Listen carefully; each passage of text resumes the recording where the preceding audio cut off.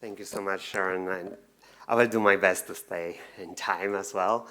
Thank you so much. It's a great pleasure to be back here. I was actually 6 years ago at the first forum, and I see how the conference has grown, and it's nice to see the familiar faces, and it's really nice to see new people attending the conference. So I was asked to talk about the environmental exposure to emissions from electronic cigarettes. That's not my first slide. Here, okay. So why I focus my research and why I also want to know what's going on with the potential effect of the secondhand emission to electronic cigarettes. My primary focus are users, are smokers, and when I evaluate the relative or absolute risk of vaping, then I focus on the smokers. I focus on those smokers who are I can give the product and monitor harm reduction, monitor what's going on with the health outcomes over the time. If I look at the absolute effect, absolute risk of vaping, then I can compare the introduction of the product or use of the product as compared, for example, to clean air. But we focus primarily on the users. We focus on the harm reduction and the health effects and exposure in the users. But I think that we can extend the concept of the harm reduction behind the users, as smoking affects not only smokers, but also family members, children of smokers in a different way. So whether if we reduce the harm, if we reduce exposure to toxicants in smokers, would the effect also be translated and to what extent to those who live with smokers, those who work with smokers? So I think looking at the secondhand emission and looking at the secondhand exposure and potential health effects of those who are bystanders to users of electronic cigarettes is really important. And as with many research, we have certain challenges, and I would like to show you some evidence why looking at the secondhand exposure and a risk of potential risk of any secondhand exposure might be challenging while we study developing technology of those devices. So I try to organize my talk, and I would try to answer three principal questions. So the first question is whether and to what extent there is any secondhand emission from electronic cigarettes. So simply how much and what type of chemicals can be emitted from electronic cigarettes to the atmosphere, to the surrounding environment. Why is it changing? You try to keep me on time. That's the Cox effect, yes. So the first question is, how much and what kind of chemicals can be emitted from different devices. But the second question is how much really goes to the body of bystanders. So those who are in a proximity to users of electronic cigarettes, whether they really absorb any chemicals and how much, and whether they absorb any toxicants. And finally, I think that the final question is, even though if there is some exposure, if there is some emission, whether it can translate to the potential health risk. So let me answer this question. In a very early stage of our research, that was actually done here in Poland when I was, I see, Dr. Sobczak, Professor Sobczak from place when I used to work. We did one of the first studies trying to compare emissions from electronic cigarettes and compared to tobacco cigarettes. And we invited some dual user. It's changing. We invited some dual users, and we asked them to use electronic cigarettes or vape on their device, and we measured some of the emissions in a smoking room.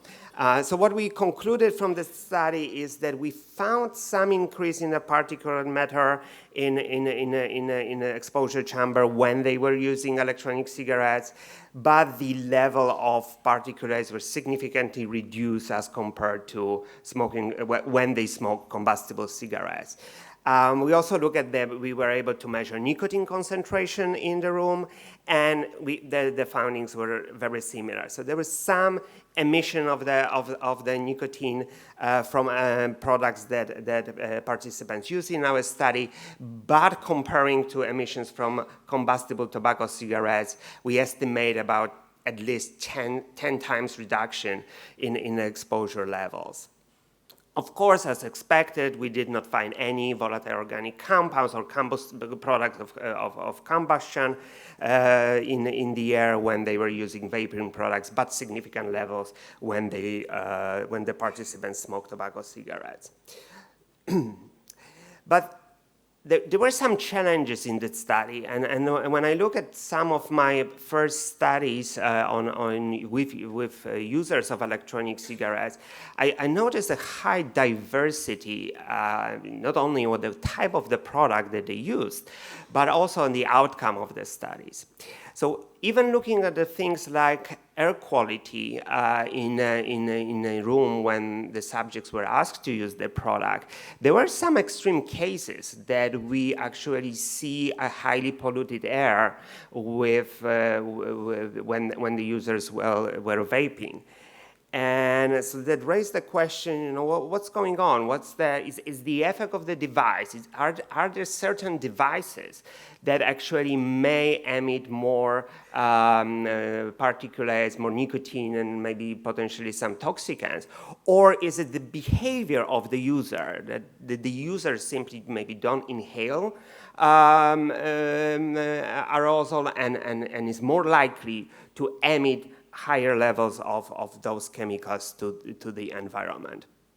So the way we usually monitor the air quality in those studies, we can simply observe, we can record the puffing behavior of participants in our study, and we can later, using digital analyzing of those pictures, we can analyze how much they exhale, what is the pattern of exhalation.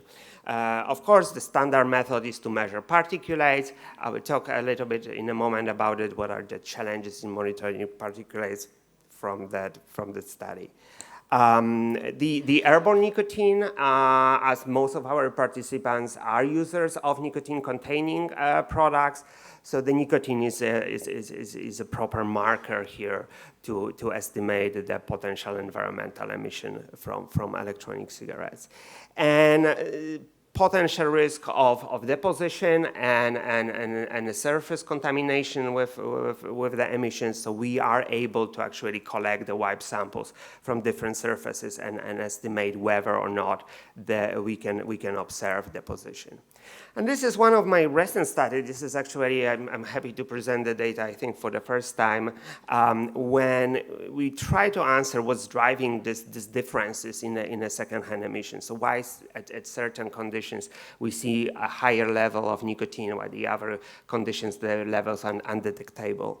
So we invited dual users to our study. We took the first session was ad-lib smoking of tobacco cigarettes, so we have some comparator here. And then we gave them very different devices. We asked them to vape on different products with the ciga-likes, and I will show you the picture in a moment. But each participants were asked actually to use every type of the product that we included in the study. And there were some popular products at the time when the study was conducted, some disposable products, some rechargeable, second generation, the Ego type and mode. But we also use some of the devices that we thought that they might have some effects on the way the user will hold and maybe puff, because the mouthpiece was located in a different place on the device. So we included some more sophisticated product like e-pipe or e-cigar. This is the setting when we usually run those type of study. This is our environmental chamber, exposure chamber, smoking room. And you can see that the chair is where the subject is sitting.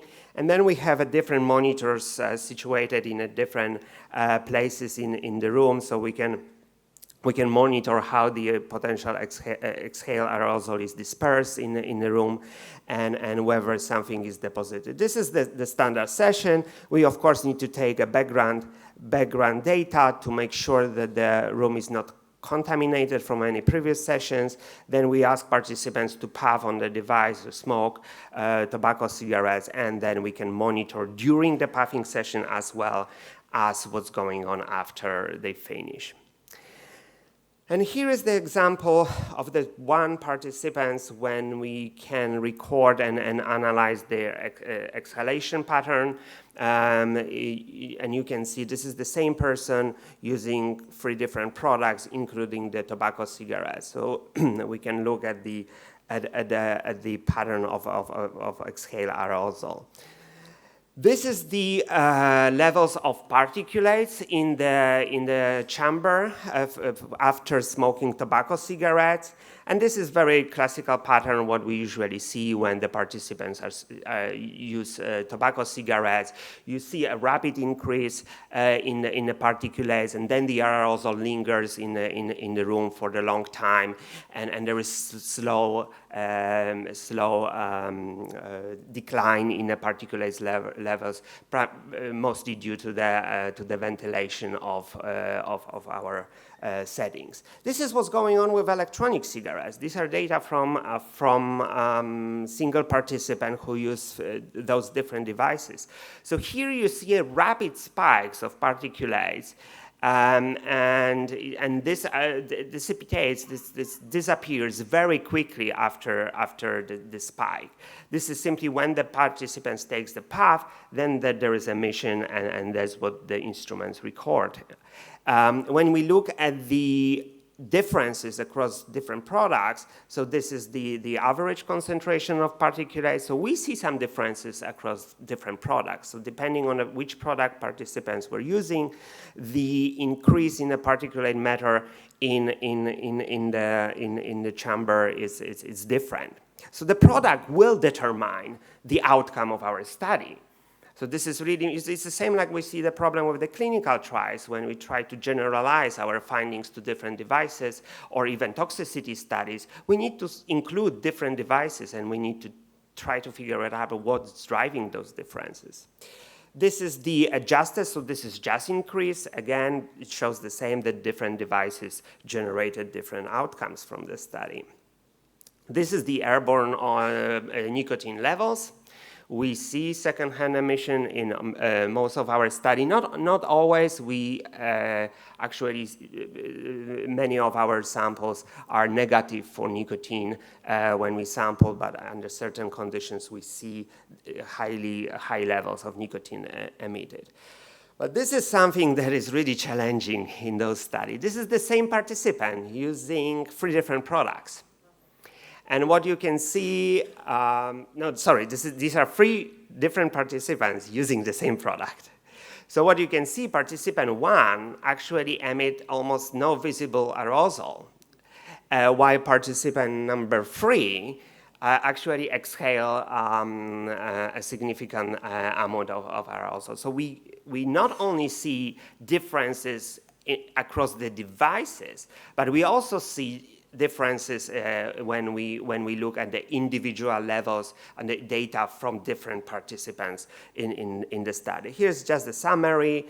So the puffing behavior as well as the secondhand emissions will be dependent on the device, but also will dependent on the participants in our study. So let me quickly try to answer 2 last questions. So is anything going into the body. So even if we see this low exposure to nicotine, low exposure to particulates, can we detect any systematic absorption of those chemicals? Because if it's just in the room and nothing really goes to the lungs or through the skin and is absorbed by the bystanders, then probably that wouldn't be the case. So that was the study done by my colleagues. We are not involved in the study, but looking at the blood levels of nicotine after a simulated session of the secondhand exposure. And in that study, researchers found some increase in the nicotine blood levels. The increase was actually very low. This is, if you compare the baseline sample with the follow-up samples, of course, you see some increase. So that was the evidence that nicotine was absorbed by the bystanders. And again, what they observed in the study were differences across the products. So in that study, there were disposable product and second-generation product use, and there were differences in the level of nicotine that was increased in the blood samples of bystanders passively exposed. And the last question, is there any health risk? So we see very little emission. The aerosol disappears very quickly. We see minimal or no intake of constituents of aerosol in the body of the bystander. Is it potential health effects from being passively exposed to aerosol? And I think in a healthy users, it's very unlikely that we will see any health effects of passive exposure to the aerosol. But I think we need to also include a very important population of subjects or bystanders that may have some underlying conditions that they might simply be more sensitive to even those very low levels of secondhand exposure.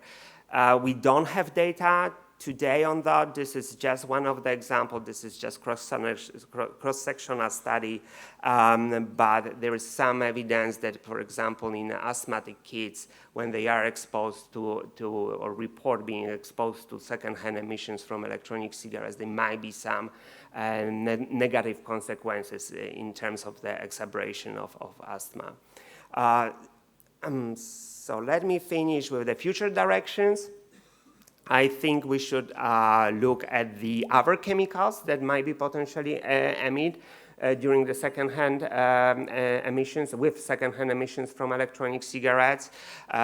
We right now looking at some of the effects of flavorings and some other contaminants in certain devices that might be emitted to the air. We need to look at the real life exposure conditions. So what's going on? Most of our study required the control sessions. We ask participants to come. We control many conditions in our environment, including the ventilation of the smoking room and how we ask them to puff in a certain way on the device. I think it's really important to go in the field and monitor the potential exposure in the houses or in the workplace when those devices are being used. And finally, really challenging factor here is the time of the exposure. Most of our study is acute effect. We simply look at what's going on after brief use of devices. In any exposure assessment, two important factors play the role. It's not only emission, it's not only concentration, but the length of the exposure. And the length of the exposure needs to be considered in those studies. Thank you so much.